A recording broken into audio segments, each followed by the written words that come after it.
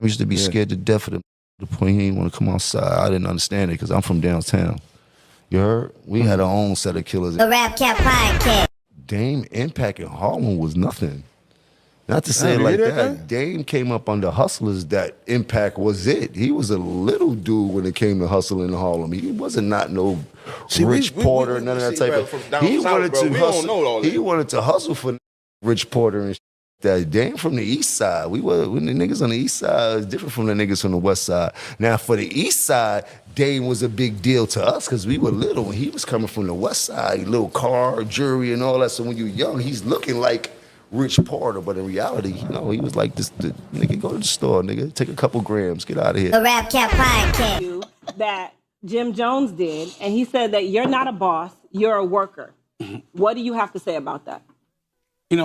Someone called me about that, and I laughed because it's ridiculous, but I felt like Jim must have been giving me an alley-oop to front on him, so I will. Okay, so you're invited. Go ahead. Well, here's the thing. When I was 15-year-old, and I would guess their perspective, because he was a young man, I was big time to him, because I was 15-year-old, and I was doing things that most 15-year-olds weren't doing. And the people that he's rapping about in a lot of his records, like Rich Porter and Lou Sims, these are people I actually used to hustle with. Now, at 15, I'm not going to say I was a legend at hustling. I wasn't. I was 15. But the people that we were looking up to, by the time I got to their age, I had definitely made more money than them, and I was more impactful as it relates to culture, because it wasn't being known for selling drugs. I was never known for selling drugs. But what you won't do, you could ask Lou Sims if he ever sent me to the store, or ask anybody that you know that was in that world that ever sent me to the store. See, I never hustled with Jim, and I don't think he ever bought a car till it was with rap money. It was never a street thing. Okay. I knew him as Jomo, and it's not a bad thing. It was his name, and he was like an 8-year-old, like a younger kid running around with a clip-on tie, and he lived in 1199 at Dave's house because I guess whatever it was, he lived. So I never really knew him as, like, growing up. He was always a little kid. Yeah. But Cameron brought him around, and I was like, why are you with Jomo? And he was like, well, and he admitted this, he has a crib we go to, we just using him, blah, blah, blah. I was like, yeah, all right, it's Jomo. But he's done what he's had to do. But, he wasn't there to say that. But if he can say that, like Dookie, I used to hustle with Dookie. He was my lieutenant. Not Dookie. Dookie. I thought he was calling the man Dookie. Yeah, you were wrong. Pause. Duke the God we call him Dookie, Paul. Okay. Duke the God is with the Dipset. I used to hustle with him. Okay. You could ask him if he ever seen someone send me to the store, but I was always known in the position as somewhat of a boss, and all I did was pass the plug to them. They were like, they always looked up to me at that time, but I was never big time as a drug dealer, but I did have a crew called The Best Out, and we were the youngest crew, and we were legendary. We was all getting money, but again, I'm pretty impressed with who I am and who I was and the things I did, and the fact that the people rap about are the people that I actually hustle with and actually was able to go another direction. You know what I'm saying? So I feel like for him, he knows the algorithm. Yeah. And, when you say Dame Dash, you go viral. And I was going to ask you if that, do you think that was a reason for it? So that I could actually have a reason to talk about who I was and tell people to look under the hood.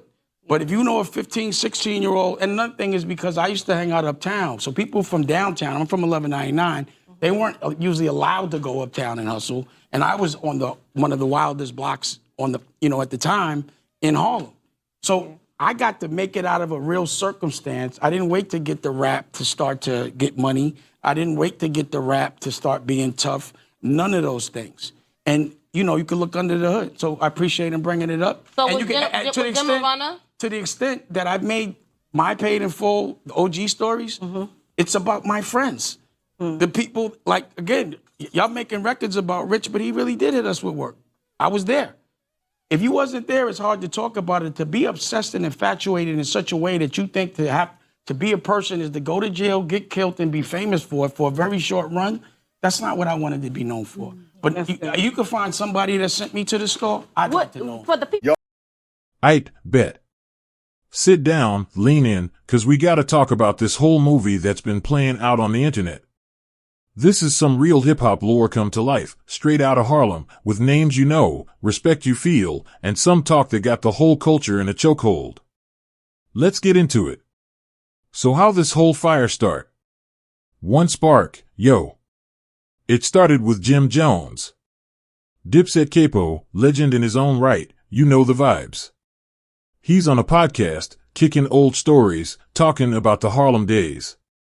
And then he drops this bomb. He says way back, before the fame, the jewels, the whips, he used to send a young Dame Dash to the store for him. To the store. Now hold up. Pause. Rewind.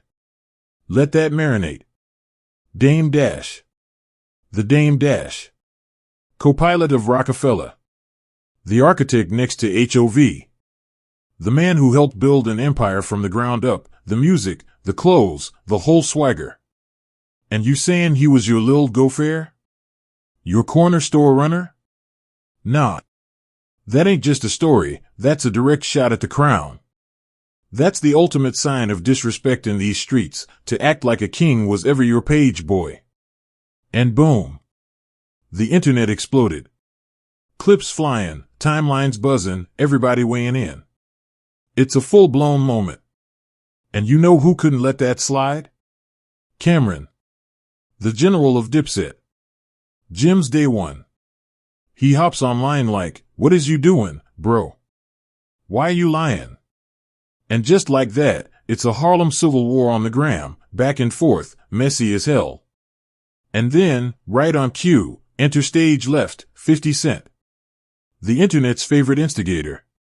Mans is in the cut, posting the funniest, most disrespectful memes you ever seen, pouring gasoline on the whole situation, Logan all the way to the bank. It's a circus now. And through it all, one question hung in the air, what is Dame gonna say? We all waited. We expected a quick, fiery clapback. A angry tweet. A threatening video. But Dame? He moves different. He got his own platform. So he sits down, lights low, camera on, and dedicates a whole episode of his show to this. And let me tell you, it was a masterclass. He starts by playing the clip. Lets Jim tell his own story. And then, he speaks. Calm. Ice cold. No yelling. Just the heavy, quiet weight of realness. He painted the picture of his Harlem. Explained his block, his standing, how he was the one people came to, not the one sent for. He laid down the gauntlet. Said something like, go ask anybody from that era. Any OG from Harlem. Asked him if you could send Dame Dash to the store for you. You won't find one soul to co-sign that lie. He made it plain, he was never beneath Jim Jones. Not on the block, not in the game, not ever. And then he dropped the line that sealed it, you threw me an alley-oop to basically show off and stunt on you. Thank you. You want to go viral? Say my name. Chills. That's the verbal equivalent of a windmill dunk on somebody's whole career. You tried to disrespect me, but you just handed me the mic so I could body you in front of the whole world. Legendary. But peep this ain't just about a bag of chips. There's layers to this. For the OGs in the comments, y'all remember. Back in the early 2000s, Rock and Dip was like family. They was together. Then around 05, money, business, egos, it all fell apart. Diss records, slick talk, a whole big split. They squashed it in recent years, but that old scar is still there. So when Jim tells a story that makes Dame look small, it ain't random. It's poking at a wound that never fully healed. It's ancient history coming back to haunt the timeline. People even dug up old interviews where Jim praised Dame, said he looked up to him. So which one is it? You can't flip the script like that. That's why this hit's so different for the people who lived through that golden era. That's why it matters. Let me tell you why I'm locked in. '02, '03, '04, that was MY era. That was Dipset Purple Hoodies, Hey Ma on TRL, trying to find every Rockefeller DVD. That sound, that style, was everything.